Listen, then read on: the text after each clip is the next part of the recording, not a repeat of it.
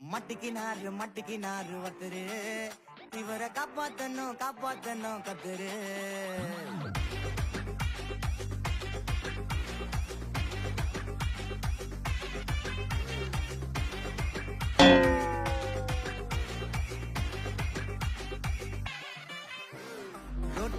Road கடை kurma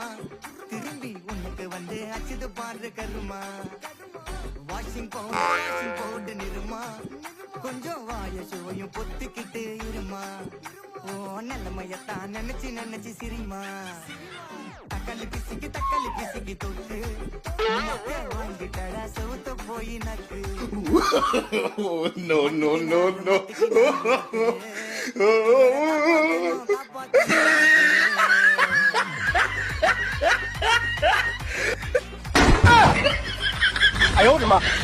no.